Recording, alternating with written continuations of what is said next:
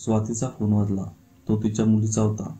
स्वाती एक पत्रकार होती. तिची मुलगी म्हणाली, आई, आज पण तुझं नाव पेपरमध्ये आलं आहे. मी तो पेपर माझ्या सगळ्या मैत्रिणींना दाखवला. स्वाती म्हणाली, तू नाश्ता केला का? मुलगी म्हणाली, हो, आजीने सकाळीच दिला. आई, तू कधी येणार आहे इकडे? बस बाळा, तुझा वाढदिवस आहे ना 4 दिवसांनी, मी तेव्हा येईल. आता तू आजीला फोन दे. स्वातीची आई म्हणाली, काय ग, काय सुरू आहे तुझं? कसल्या बातम्या छापत असतेस? अशामुळे तुझे शत्रू जास्त वाढतील.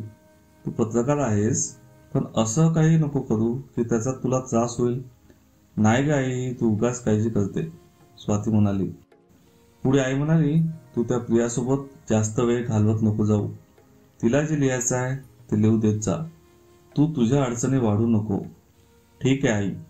दोघांचं संभाषण संपलं. स्वाती, प्रिया आणि अभिषेक एका न्यूजपेपरसाठी काम करत होते. प्रिया वयाने लहान असली तरी त्या दोघांना सिनियर होती. विजय अग्रवाल हा त्या न्यूजपेपरचा मालिक होता. अभिषेकचा प्रियाला फोन आला. तो म्हणाला की तू पेपरमध्ये जो लेख लिहिला होता त्याचा परिणाम झाला आहे.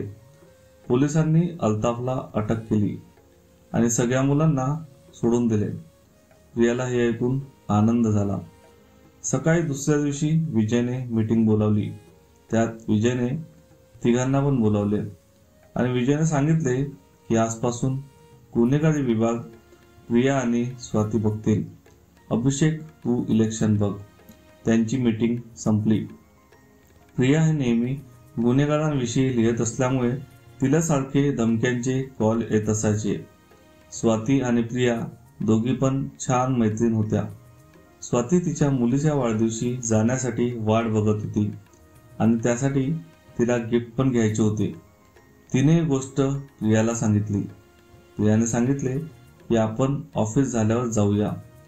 ऑफिस झाल्यावर अभिषेक, प्रिया आणि स्वाती तिघे पण ऑफिसच्या गाडीने परत निघाले. त्यांना ने-आण करण्यासाठी ऑफिसची गाडी असायची. त्या तिघांनी गिफ्ट घेतले. अभिषेकला सोडून दिल्यावर त्या दोघी गाडीमध्ये समोर निघाल्या. पुढे गेल्यावर गाडीचा ड्रायव्हर म्हणाला की गाडीमध्ये पेट्रोल कमी आहे, तुम्ही थोडं इकडे थांबा, मी लगेच भरून येतो. हे ऐकून प्रिया त्याच्यावर चिडली. स्वातीने तिला शांत केले. ड्रायव्हर पेट्रोल भरण्यासाठी निघून गेला. तो रस्ता सुनसान होता. तेवढ्यात एक गाडी तिथे आली. त्यातून 3-4 लोक उतरले. त्यांचा चेहरा पूर्ण झाकलेला होता. त्या लोकांनी ह्या दोघींना पकडले. त्यांनी आरडाओरडा करायला सुरुवात केली, पण त्यांनी त्यांचे तोंड पूर्ण दाबून ठेवले आणि दोघींना पण किडनॅप केले. ही गोष्ट काही लोकांकडून विजयला समजली. विजयने लगेच अभिषेक आणि पोलिसांना ही घटना सांगितली. पोलिसांनी FIR लिहून घेतली. अभिषेकला घटना समजल्यावर तो एकदम रडायला लागला. पोलिसांनी त्याला शांत केले. त्याला काही प्रश्न केले. तुम्ही किती वाजता निघाले? तू कुठे उतरला होता? किती वाजले होते? त्याने सांगितले की स्वातीला गिफ्ट घ्यायचे होते. आम्ही गिफ्ट घेतले.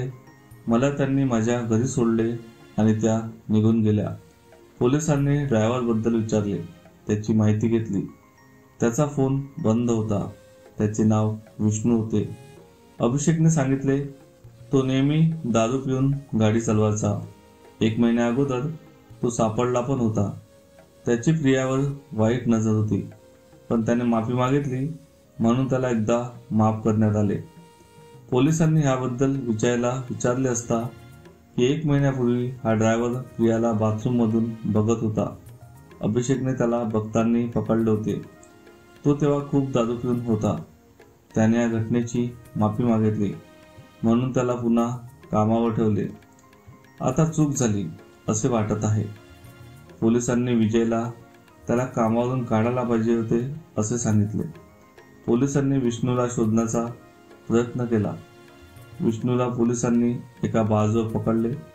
त्याला विचारले असता तो म्हणाला की मी त्यांना घेण्यासाठी परत आलो होतो, तर त्या तिथे नव्हत्या आणि माझा फोन बंद आहे. मग मी दारू प्यायला गेलो साहेब, पण मी खून नाही केला. पोलिसांनी त्याला चांगला चोप दिला. त्याच्यासोबत 4 लोकांची चौकशी केली. विष्णू खरं बोलत होता. तो आपल्या मित्रासोबत दारू पिण्यात व्यस्त होता. दुसऱ्या दिवशी पोलिसांना 2 मुली जंगलात सापडल्या. त्या स्वाती आणि प्रिया होत्या. दोघींवर बलात्कार झाल्याचे स्पष्ट दिसत होते आणि प्रियाचा खून झाला होता. स्वातीची तब्येत पण नाजूक होती. पोलिसांनी स्वातीला दवाखान्यात नेले. या गोष्टीची वार्ता सगळीकडे पसरली. मीडियामधले लोक हा मुद्दा उचलून धरत होते. प्रियाची बॉडी बघून तिची आई रडत होती. तिकडे स्वातीची आई तिच्या मुलीला घेऊन आली होती. पोलिसांनी स्वातीच्या आईला काही प्रश्न विचारले. तुमचं शेवटी बोलणं कधी झालं? स्वातीच्या आईने सांगितले की 2 दिवसा अगोदर ती तिच्या मुलीचा वाढदिवसाला येणार आहे असं तिने सांगितले होते.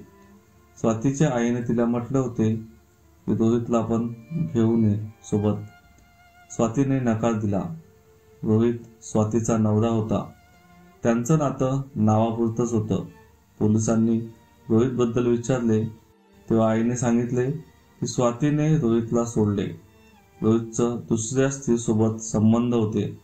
तिने आपली मुलगी माझ्याकडे ठेवली आणि ती जॉब करत होती. पोलिसांनी प्रियाची बॉडी पोस्टमॉर्टमसाठी पाठवली आणि स्वातीची वैद्यकीय तपासणी करण्यात आली. त्यात पोलिसांना असं लक्षात आलं की स्वातीवर सामूहिक बलात्कार झाला आहे, तर प्रियावर फक्त एकाच व्यक्तीने बलात्कार केला. केसची गुंतागुंत खूप वाढत होती. खून कुणी केला असेल हे पोलिसांच्या लक्षातच नव्हते. पोलिसांनी न्यूजपेपरचा मालक विजयला बोलावले. त्यानंतर पोलिसांनी विजयला प्रियाबद्दल प्रश्न विचारले. प्रिया कोणते लेख लिहित होती का? तिचा कोणी बॉयफ्रेंड होता का? विजयने सांगितले प्रियाने एक मटण विकणाऱ्या व्यक्तीवर लेख लिहिला होता. त्याचे नाव अल्ताफ होते. त्याने काही मुलांना बंद करून ठेवले होते. तो लेख लिहिल्यामुळे पोलिसांनी त्याला पकडले. प्रियाला बरेच धमकीचे फोन येत होते. पोलिसांनी अल्ताफला विचारले तेव्हा त्याने सांगितले की त्याचा या खुनाशी काही एक संबंध नाही. पोलिसांनी त्याच्या पण मागचा इतिहास तपासून पाहिला. कुठे काही सापडते का याचा शोध घेण्याचा प्रयत्न केला. अल्ताफचा तपास सुरू असताना पोलिसांच्या लक्षात आले त्या गुन्ह्यात अजून एक व्यक्ती होता की तो फरार आहे. त्याचे नाव आहे कुरेशी. पोलिसांनी त्याचा शोध घेण्याचे ठरवले. पोलिसांनी चौकशीसाठी स्वातीचा नवरा रोहितला पण बोलावले. पोलिसांनी त्याला म्हटले की तुमच्या बायकोवर एवढा मोठा प्रसंग झाला तरी तुम्ही तिची काहीच चौकशी केली नाही. रोहितने सांगितले की आता माझा आणि स्वातीचा काही एक संबंध उरलेला नाही आहे. पोलिसांनी म्हटले की तुम्ही काय करता? त्याने सांगितले की माझा ट्रान्सपोर्टचा बिझनेस आहे. पोलिसांनी विचारले की जेव्हा स्वातीवर हल्ला झाला तेव्हा तुम्ही कुठे होता? त्या प्रश्नावर रोहित मात्र थोडा भांबवून गेला. त्याने उडवाउडवीची उत्तरे दिली. पोलिसांना त्याच्यावर संशय आला. पोलिसांनी अजून चौकशी करण्याचे ठरवले. तिकडे स्वातीला होश आला होता. स्वातीने पोलिसांना सांगितले की ते 4-5 लोक होते. पोलिसांनी विचारले की त्यांनी कोणत्या गाडीत नेले? गाडीचा नंबर वगैरे आठवते का? स्वातीने सांगितले की तो टेम्पो होता. तिला नंबर आठवत नव्हता, पण गाडीच्या मागे एक फोन नंबर असतो. त्यातले तिने काही नंबर सांगितले. ते नंबर होते 30663. पोलिसांनी त्या टेम्पोची चौकशी करण्याचे ठरवले.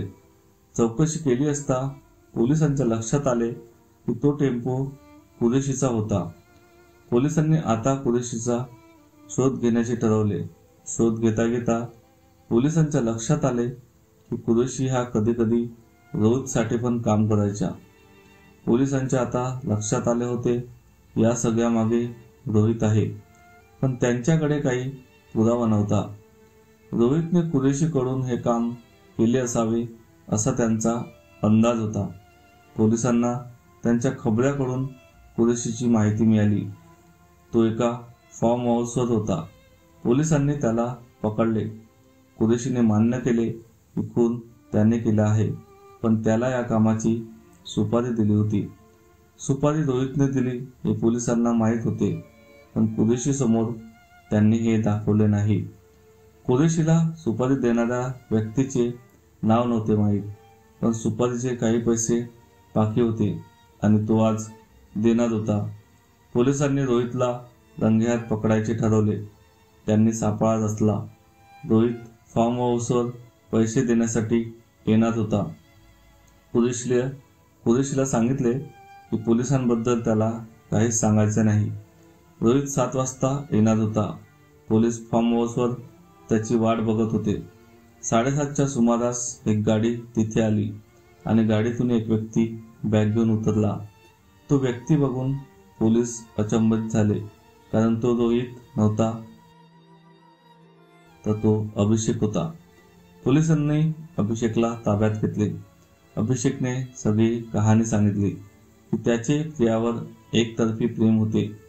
तिच्या मादक सौंदर्यावर तो भाळला होता. त्याने तिला एकदा बाथरूममधून पण बघितले होते. कोणीतरी बघत आहे हे प्रियाच्या लक्षात आल्यामुळे त्याने तो आरोप विष्णूवर टाकला. प्रिया त्याला भाव देत नव्हती, तसेच अधूनमधून त्याची इन्सल्ट पण करत होती. प्रियाने सांगितल्यामुळे विजयने त्याला गुन्हेगारी विभागातून काढून टाकले होते. म्हणून अभिषेकने बदला घ्यायचे ठरवले. कुरेशीचे प्रियाला फोन येत होते. एकदा अभिषेकने त्याचा फोन उचलला. नंतर त्याच्यासोबत संपर्क साधून त्याने हा प्लॅन ठरवला. प्रिया नेहमी स्वातीसोबत राहायची, म्हणून त्या दोघींना पण किडनॅप करायचे ठरवले. प्रियाला मारण्यापूर्वी अभिषेकला तिच्यावर बलात्कार करायचा होता. तसा त्याने केला.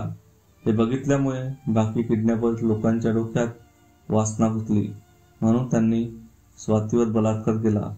यात स्वातीला मारण्याचा प्लान नव्हता, पण हे सगळं झाल्यामुळे तिच्यावर पण हल्ला करण्यात आला.